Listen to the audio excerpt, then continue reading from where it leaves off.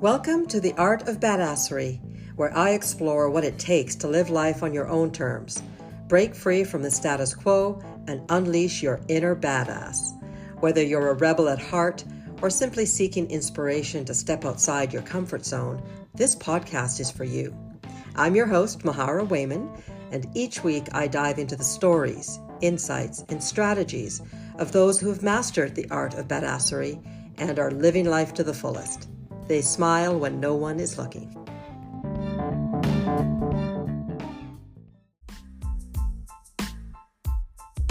This episode is brought to you by Empowered Collaboration, increasing empowerment through motivation, collaboration, communication, and connection.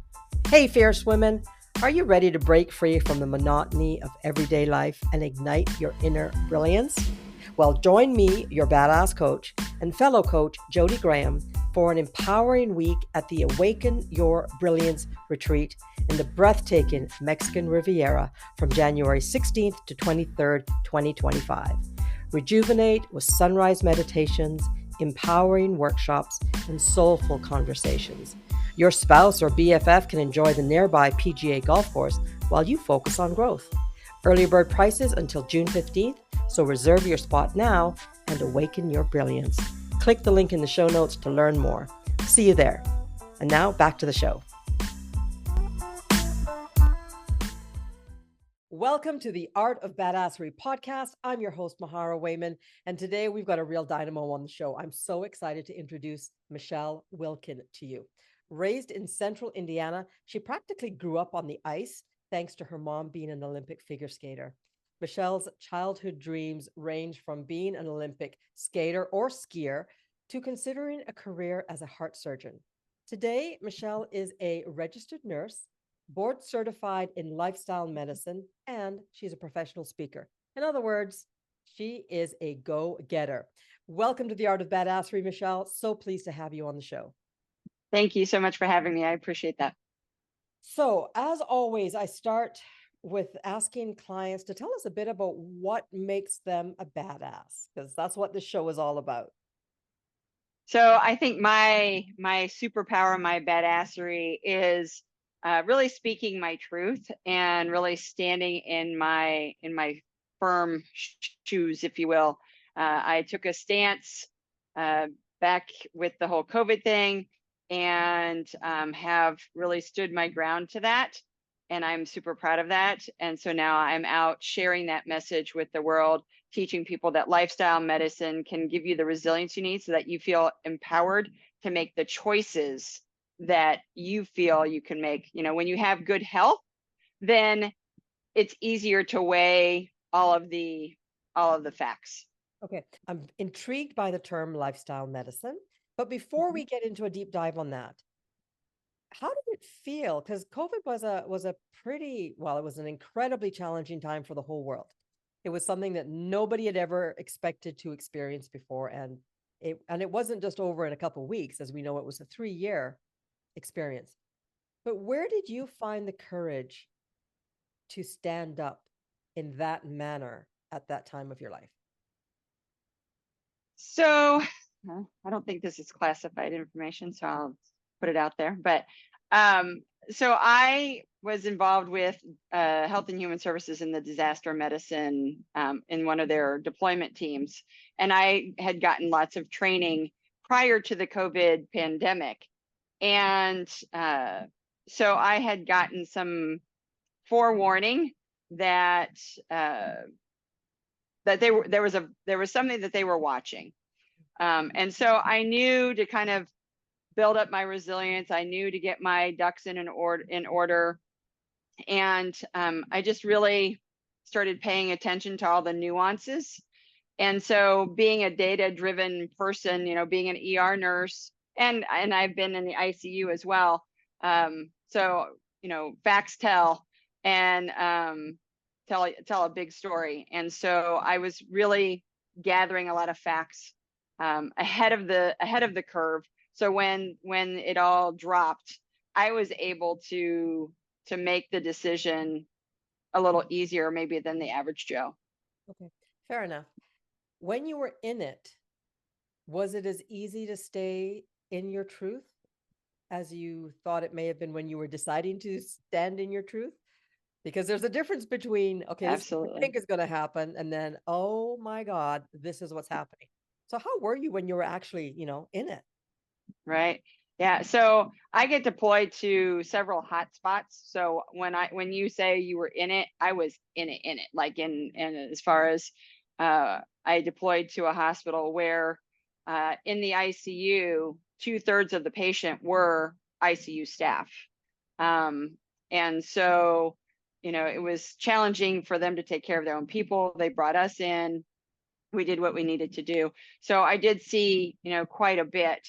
And I relied a lot on my skating training, to be quite honest. I had learned to calm my nerves and give my nervous system the adjustment that it needed. And I knew how to give my body the support it needed to remain resilient.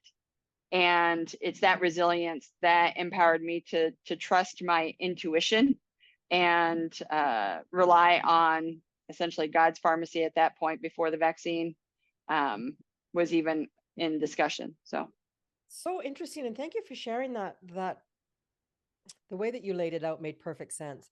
And I think it highlights something that badassery also highlights, which is number one, everything is connected, yes. right? Everything is connected. And in order to stand in our truth, we have to have a very high level of trust in our truth and trust in ourselves. And that can be a big challenge for many of us, especially as we've been raised in a society that says, government is right, be quiet, do what we tell you to do, and come on. So I want to applaud your stance. And this isn't going to be a conversation around he said, she said, what, all of that stuff. But regardless of the stance that one takes, having the courage to take a stance is commendable. Right? I just want to put that out there. Thank you. But now let's talk about, can you describe that term, lifestyle medicine? What do you mean by that? So lifestyle medicine is a recognized form of medical practice. There's functional medicine and integrative medicine and lifestyle medicine, as well as your traditional medical model. Lifestyle medicine is based on 6 pillars from nutrition, sleep, avoiding risky substances, movement, meaningful relationships, and just how I said nutrition in general and managing stress. So stress management is a big part of lifestyle medicine. And so it kind of ties into, basically, they put a pretty package on the way of life that our grandparents and great grandparents used to live.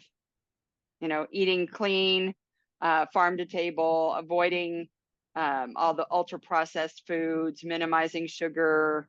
The only thing that maybe our great grandparents and our grandparents didn't do that we incorporate in the lifestyle model now is the avoidance of tobacco and the minimizing of the alcohol. But otherwise, it's essentially just going back to the good old days of eating and living well. So, and thank you for that explanation. Here's a question, though, and I'm sure our audience will be thinking the same thing. We aren't in the good old days, and our lifestyle is vastly different than what our great parents had. Our opportunities for farm to table food is quite different. And I've heard many times, I think I've even uttered it myself, is it's expensive to eat healthy. OMG, like So what do you say to the people that are like, well, that sounds like that's great on paper, but the reality of life is I'm out the door ASAP. I'm 2 hours in the car, got to have breakfast on the go. All of the other things that come into our lifestyle today that could make adopting this practice more difficult. What do you say to that? Right. So a couple things. One, they're right that it is not the same. Our soil contents are not what our grandparents and great grandparents had.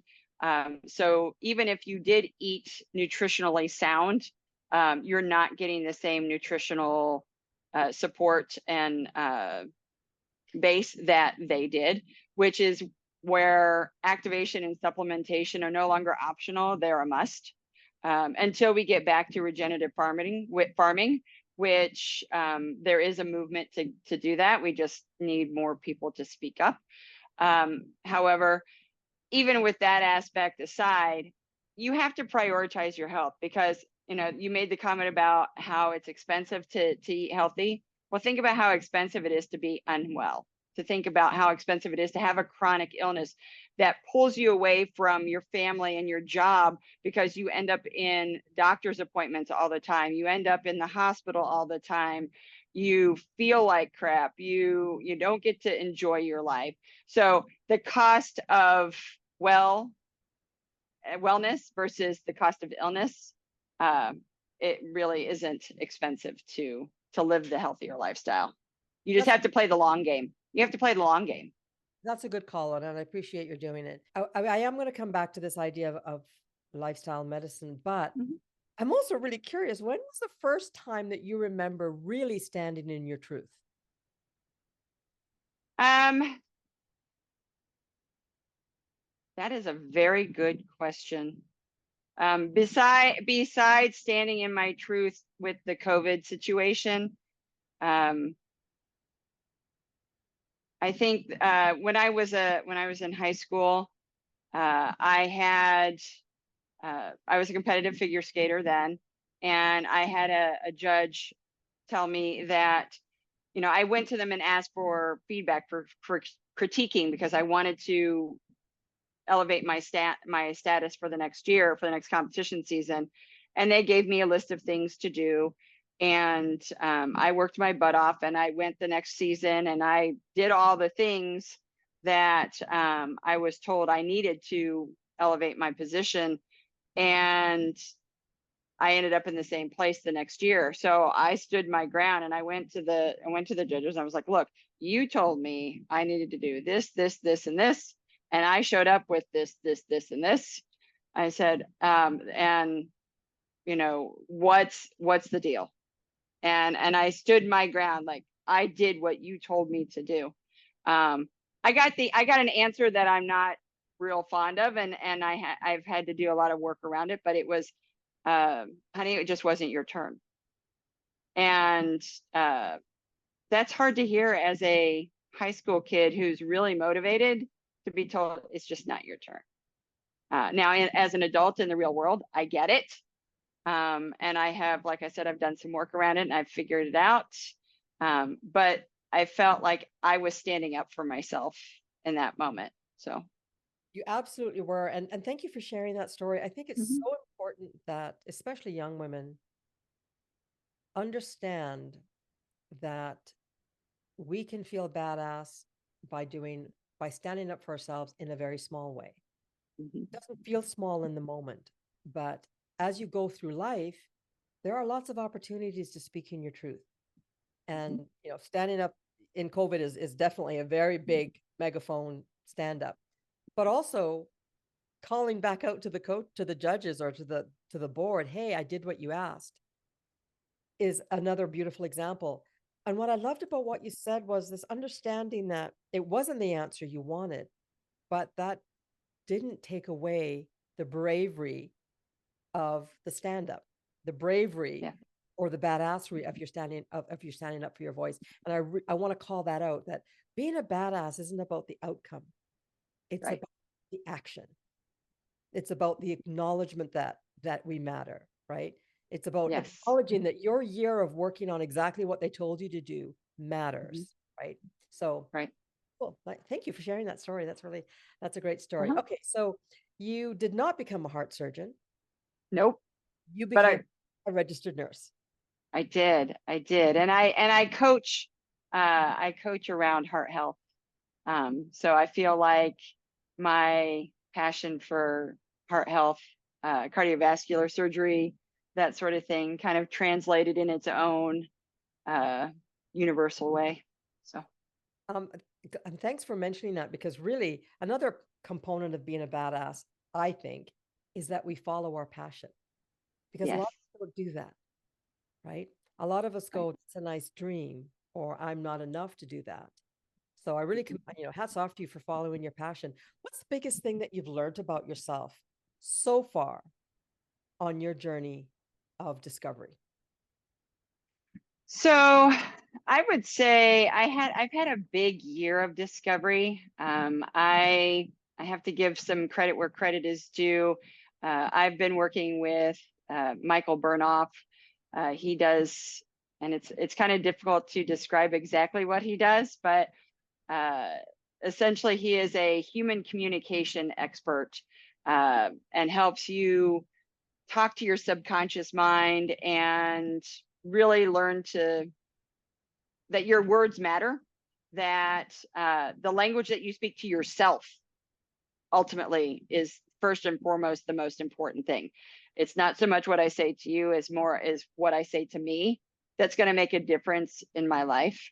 um, and so during this past year working with Michael, I have really found uh, I've gotten clarity of who I am and where I'm going. I've gotten far more confident, for sure.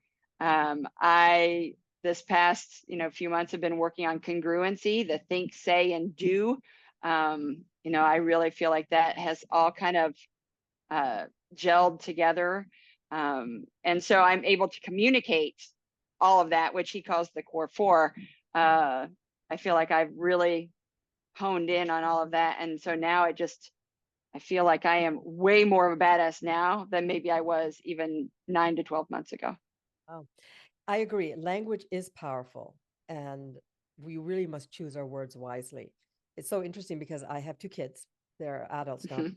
20, 21 and 26, up there. But I remember when they were teenagers, and it used to drive me to distraction when they would speak to me in this kind of slang dude talk and LOL. And even now they still say that to me. And I'm like, no, Mhm. no, no. When you were speaking to your mother, could you please speak English? There are so many ways to describe how you're feeling. On text, I get it, but they got quite lazy and they kind of laughed Mhm. like, oh, mom, and they roll their eyes. But really, it is very one of the most important things that I think we can do as human beings is communicate authentically. And that Correct. requires that we know the words. Because so many of us, myself included, have said sort of offhandedly, I'm having a lousy day. I feel so lousy. Well, what are you feeling? Well, I don't know. I just feel lousy. No, no, no. You do know. Get clear on what here's a dictionary, right? My mom actually Right. me once, here's a dictionary if you don't know what you're feeling. What who are you, mom? Years later. It's very it's important. It's very powerful. I'm curious, Yeah. have there been with this recent work that you're doing, and Uh-huh. thank you for doing this deep work.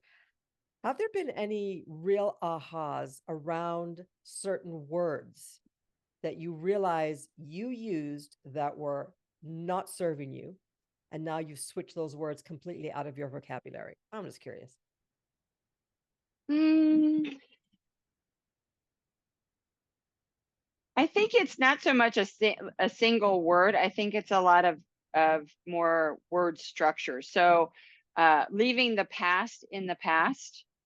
So when I talk about an event like the judge's conversation that I had, I preface it in my mind as in the past, this is what happened. Because um, if you don't put that tagline on that, essentially your brain thinks that it's happening again and again, and you relive the trauma over and over and over again, or the whatever it is.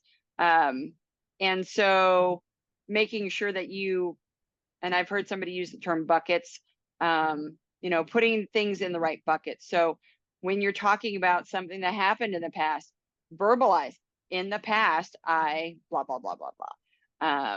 And when you talk about the future, it needs to be something. When you use your language, you use it if it's something, especially if it's something positive that you would like to have occur, you've got to speak to it. You've got to speak about it as though it's already occurred. So I am already a world-renowned stage speaker, staging, talks to thousands of people about medical autonomy and their health resilience, that they need to take control of their health. And I'm already doing that. And so I bring the future into the present so that my brain knows to look for the opportunities to go, oh yeah, there's that, there's that, there's that. And it takes the stress and takes that vague floating in the abyss kind of feeling out of your life.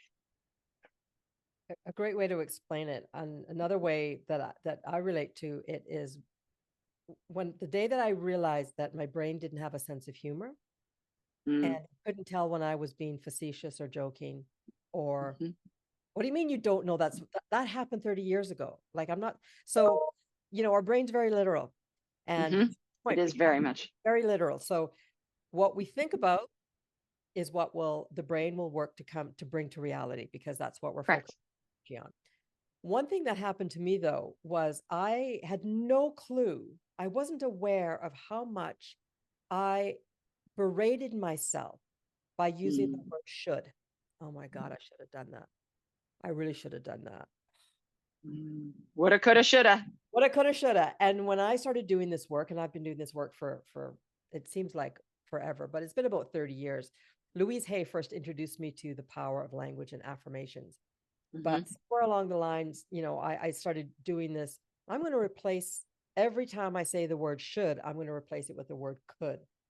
And it had an instant effect on my energy and my just everything about the conversation I was having. It did affect it. So that's one of the things that I talk about with my clients quite a bit is, should is pretty negative, right? It has a spanking attached to it, right? But it's full of possibilities. So it's a little wordplay that I like to have. Yeah. Very. Yeah. So language is powerful. Folks, choose your words wisely. Absolutely. The other thing that comes to mind when you share that knowledge that you now have about yourself is, until we accept who we are and acknowledge our greatness, the world can't acknowledge it for us. It has to come with us. It has to start with us.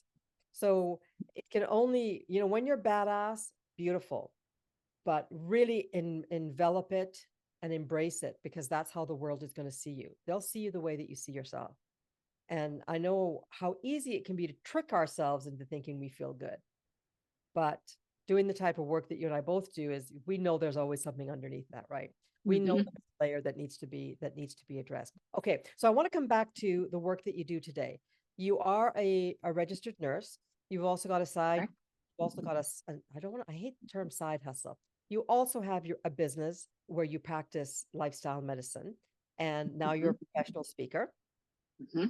What have you learned about yourself as you juggle 3 different businesses? I joke and say that I might have been at some point undiagnosed ADHD, because I do have so many things going at any given time. But what has been the most important thing is I'm activating a couple different elements. I'm activating my right to ask for help. So I've learned that there are things that I am good at, there are things that I enjoy, and there are things that I just am, it's not my cup of tea. And I choose not to beat myself up in the process of trying to learn it. So I have recruited some help that way. I also have balanced that with my right to independence. So I have to remind myself I do know my stuff. I'll share information with people, and I'll think it's like no big deal, or it's something that it's every day for me. And they're like, wow, I had no idea. And so I realized that, okay, I do know what I'm doing, so there's that confidence piece kind of coming back into. And so I've learned to kind of stand on my own 2 feet. For a very long time, I had mom issues, because she is such a strong woman. She herself is a badass. And I had to learn to be my own independent badass. So that's been something that I've learned doing the multi-job juggling, or multi-career juggling.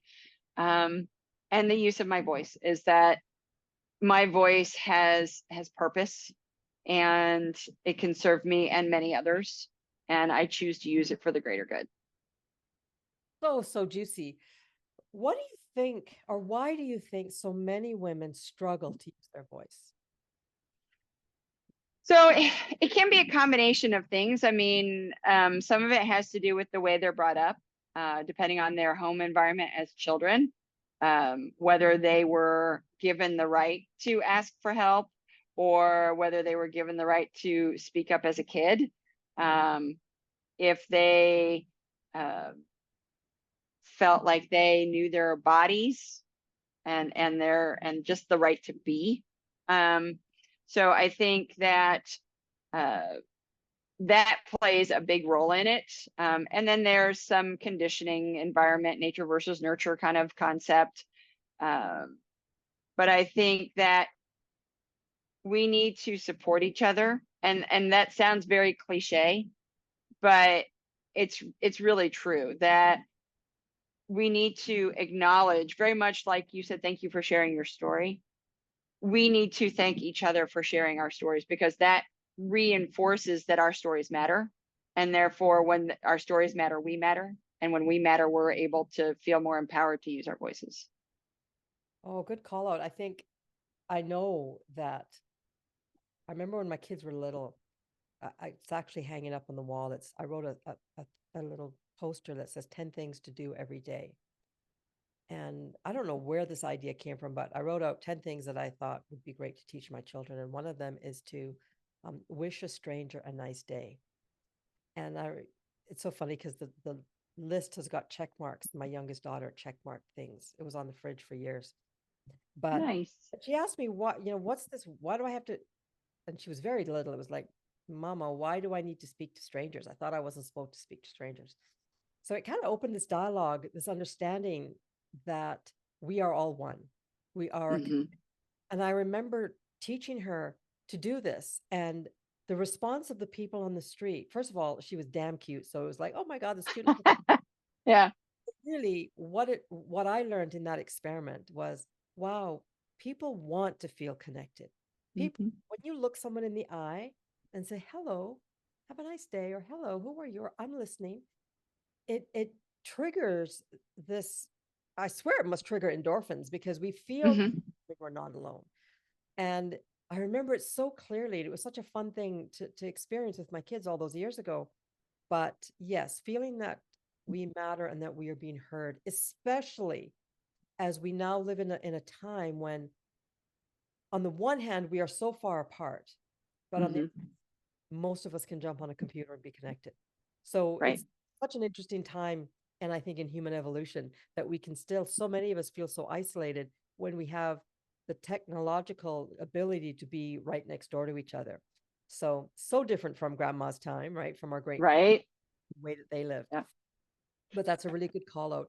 Is there anything that you do today that you can share with our listeners that you know is a really great tip for you to feel more badass as you start your day? So I think some of it is you have to teach your brain that you're going to do what you say. Um, and so before I get out of bed every morning, I literally will set my intention for the day, my outcome for the day. And it's a little different than a honeydew list, but not totally different than a honeydew list. So I can lay in bed and be like, okay, my outcome for today is to get my three priority things done and to feel good about XYZ, or to reconnect with Susie Smith. And just, it doesn't have to be this super long, ornate, drawn out thing, just a couple things that I set the intention for the day. Like, today's going to be a good day. Something great is going to happen today. And then I put my feet on the floor. And from that point forward, my brain is looking for, it's going to be a good day. Something great is going to happen. And it looks for those great things to happen. So I think that's a great way to get your day started. That is a great way to get your day started. And thank you for telling me that tip. My day starts a little bit differently. I've gotten into the habit of first thing in the morning, the first thing I think about is what am I so excited about?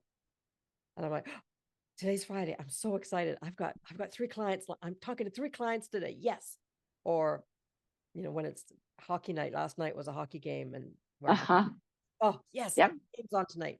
So similar idea of just mine is based a little bit more in gratitude, but I do love the Mhm. idea of creating an intention because as we mentioned earlier, our brain just wants to prove us right. Like it is gonna prove it. There's not no want to. Right. It brain is going to Right. so we need to be very careful with our thoughts. Is there anything Yep. else you'd like to share with our audience on why you feel you're a badass and how it's reflecting in your world? Like how is that reflected daily to other people? Well, I think when you stand in your truth, it gives permission to others to do the same. So I find that it's almost like a role modeling domino effect. So by me standing in my truth and using my voice for the greater good and feeling that confidence and that clarity, my son, I have a 26-year-old son, so he sees it, and so I catch him, doing similar things. And my husband as well, I'll find him, speaking his truth as well. And so it's a good ripple effect. Mm. So I think if you stand in your truth, you can create the ripple effect for others to do the same. I think something that I'd like to talk about is I believe that sometimes there's a misunderstanding Mhm. between standing in your truth and preaching your truth. Oh, yes. And it's people may not see it as a difference, but there really is. One, I believe, that's me, and you may believe too, but standing in our truth is our God-given right. It is my right to Mhm. stand in my truth. Correct. My standing in my truth actually gives you permission to stand in yours. It is Right. not about you have to stand in mine also. I didn't say this was our truth. I said it was my truth. Right. I believe that sometimes it can come across or people can make the assumption that because this person is standing in their truth, they want us to stand there too. And I guess it all comes down to language and intent. Hmm. True badassery isn't about beating somebody over the head to be like you. It's about Hmm. beating your chest in glory that you are you, right? Big difference. Right. So Right. I just want to pull that out. And the reason I thought of it was going back to COVID. It Hmm. it was I can't think of the word right now. Polarizing. That's what Hmm. it was polarizing in our Yeah. country, Yeah. globally polarizing. Can you recall or share with us a time during that when it the polarization of you standing in your truth was uncomfortable? If Yeah. Yeah. Well, I mean, throughout the whole concept, once when the vaccine came out and the mandates and all of that, um, I stood in my truth in the sense that it did there just wasn't enough facts and details in the right direction for me to decide to play along, essentially. Too many external factors for me that just didn't feel right. And one of the things that they've tested scientifically is a nurse's gestalt, essentially their instinct. And they've proven that nurses have 93% of the time, a nurse's gestalt is correct. Um, and that on top between my nursing gestalt and my skating intuition and my upbringing and just data collection and that sort of thing, for me, it didn't add up. And uh, we had friends and family members that were such rule followers. And I don't, it's okay to be a rule follower, and I think there are rules that need to be followed, and that sort of thing. But it has to make sense for you. It has to make sense for your world. And um, for me, just not getting the vaccine made sense. I did not shame or guilt or bash anybody who chose to get it because I felt like they're standing in their beliefs. I'm standing in mine. Um, and that's the podium, the platform that I'm on at this point is I'm not I'm not going around and speaking, don't get the vax, don't get the vax, I'm not an anti-vaxxer. God knows I've gotten every other vaccine known to mankind up until that point. Well, not everyone, but it was the freedom to choose. That's my platform. Is I want people to have the choice to dig within themselves and do their own due diligence and be free thinkers and be able to make the decisions for their own bodies, for their own families, for their own selves. And so what was polarizing was we had family, my husband's family, that we weren't allowed to go for Christmas one time because he and I are unvaccinated, and they were all in the whole, mishmash of that. So it was kind of polarizing to we're family, kind of thing. And it took some processing, but it's all good now. We all get along just fine. But it's very cliche, the whole why can't we all just get along? But it's true. So Well, thank you. Thanks for sharing that story. And again, being a badass isn't about making people believe right, it's just telling the world that you believe in yourself. right. While it's great to be part of a tribe, I have group programs where like-minded women getting together working on a similar challenge, and there's strength in that, but it doesn't have to be, right? There are some things it's okay for us to just stand on our own, because really we are obviously individual, right? And there's another Michelle Wilkin in the world, name-wise, No. not people-wise. So yeah, beautiful call out. What's on the agenda for you next? You are a professional speaker. Can you tell us a little bit about what you are passionate to speak on? So I am speaking to companies, and right now it seems I apparently am drawn to realtors and real estate agencies and that sort of thing. I found a unique correlation between the life of a realtor and the life of an ER nurse, in the sense that we're always on the go. To sit and have a meal at a scheduled time is like a rare miracle. And there's weekends and holidays and long hours and having to be people pleasers and serving and that sort of thing. So it just innately just kind of fell into that pathway. So right now I'm teaching lifestyle medicine techniques to different real estate groups. A lot of them are focusing on stress and burnout right now, which is interesting. So I'll probably need to do some research on what is triggering that for them.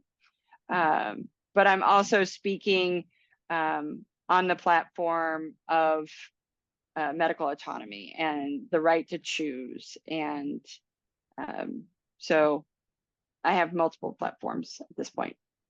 Wow. So I know that you've got a tagline about big pharma. Let's talk a little bit about your thoughts on that. So my tagline is pharma as a last resort.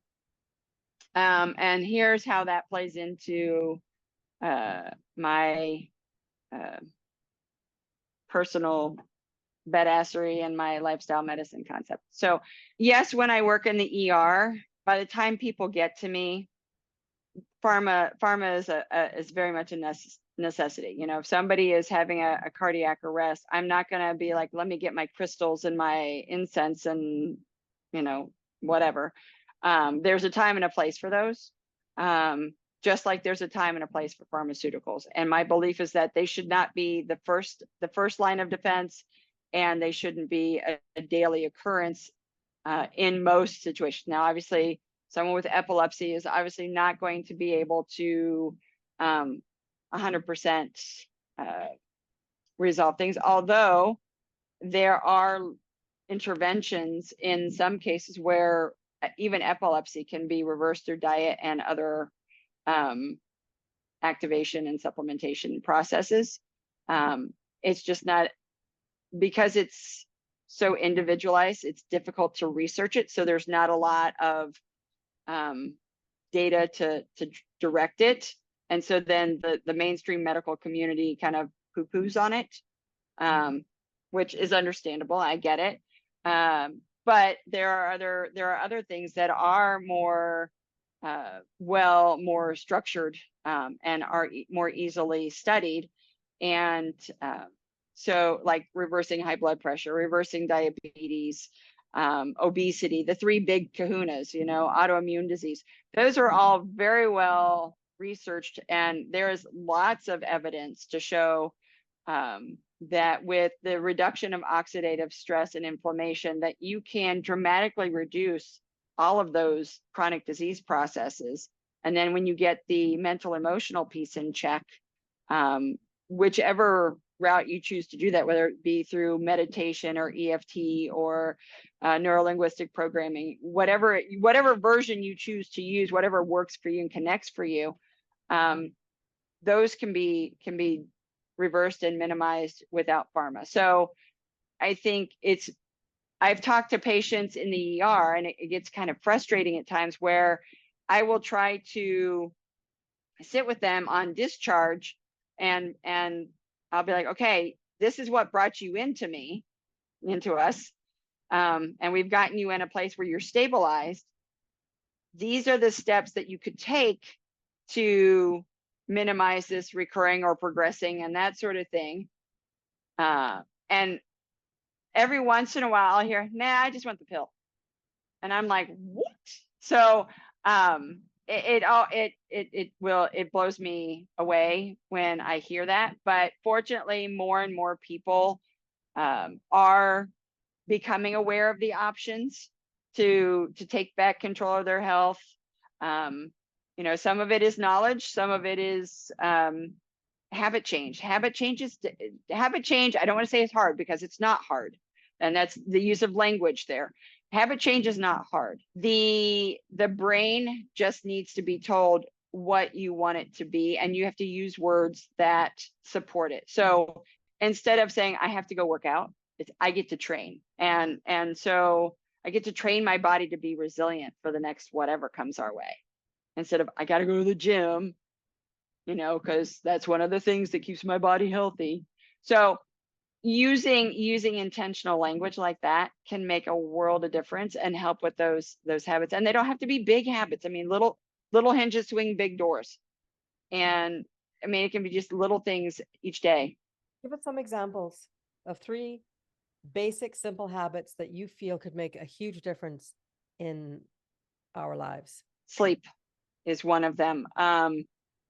Really prioritizing sleep. So if you are, if you've got a lot going on, which most of us do, get into more of a sleep hygiene routine. Set a consistent bedtime. And research shows that if we follow the solar and lunar times, that our body actually does respond to that. So bedtimes between 9:45 and 10:15 tend to be, in Ayurvedic medicine, they have all sorts of research supporting that. And then trying to get your 6 to 8 hours by setting a more consistent sleep hygiene. They've proven that if you don't get enough sleep, you eat anywhere between 250 and 400 more calories a day the next day that you don't have enough sleep.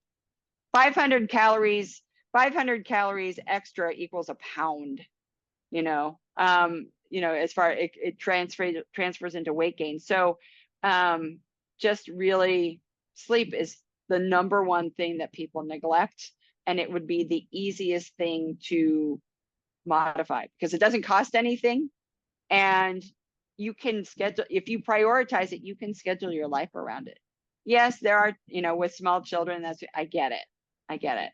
But, trying to do what you can as far as getting your sleep prioritized and that sort of thing. So that would be one very, very big thing.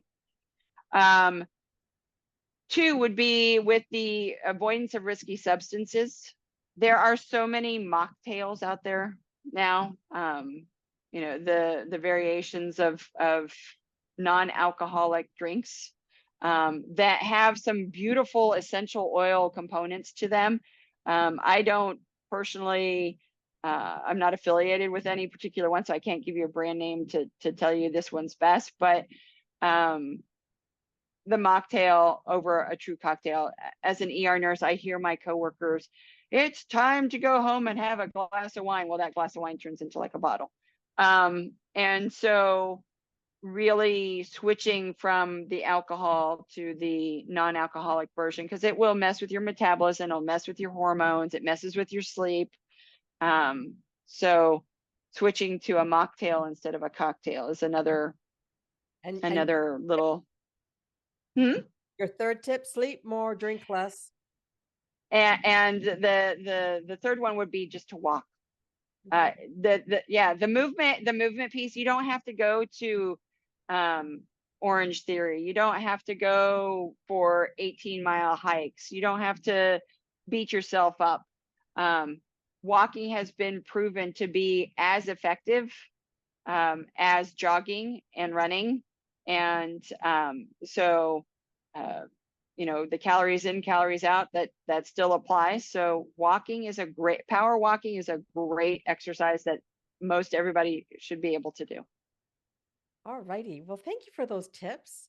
Sleep more, drink less alcohol, and walk more. Sleep more, walk more, drink less alcohol. 3 tips to help us feel better and more energized in the day so that we can navigate illnesses better. Yes. And the other thing that really has come, you've said multiple times in different ways, is it is okay to look at alternate forms of medicine, i.e., yes, you are not saying that pharma is not needed or is bad, but it is okay to, let's give ourselves permission to investigate and educate ourselves, because preventative medicine is actually the best medicine, right? Because we don't want to be in the ER. We don't want to be sick. We don't want to be reliant on drugs if we don't have to be. Right. Michelle, because I mean, think about the disasters and things that have occurred. I mean, power outages and bridges going out and that sort of thing. We've had so many drug shortages, and they may not be advertised to the mainstream, but we've had a ton of pharma shortages, drug shortages over the last couple of years for various reasons. And even cancer patients have felt the brunt of that, in the sense that they've had to come up with alternative treatments for cancer patients because they couldn't get medication. So in the back of my mind, my answer is to play the long game and try to do the prevention piece. So that way you're not reliant on pharma. So if there is a shortage, if there is a disaster, if there is a whatever, you're not jeopardizing your health because you don't rely on it in the first place. All righty. Very nice. Michelle, thank you so much for sharing your story with me today and with our audience. You are totally badass, especially in the face of the work that you do, which is, predominantly mainstream, backed by pharma. Pharma's got big bucks, and you stood up to that. So I just want to call that out. That's a great story. And I wish you all the best on your journey moving forward, especially with your professional speaking gigs. Thank you. Keep us posted. And folks, if you've got any thoughts on this conversation, please just check out the show notes, drop us a comment. I'm going to include in the show notes how you can connect with Michelle, learn more about what she does.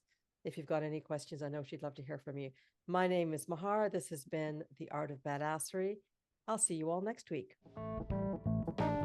Thanks for tuning in to another badass episode. Your support means the world to me. So if you enjoyed what you heard today, don't forget to like, share, and rate the episode on your favorite podcast platform. Your feedback keeps the badassery flowing. And hey, if you're ready to unleash your inner badass and conquer whatever life throws your way, why not book a complimentary badass breakthrough session? Just click the link in the show notes to schedule your session, and let's kick some serious butt together. Until next time, stay fearless, stay fabulous, and of course, stay badass. This is Mahara signing off.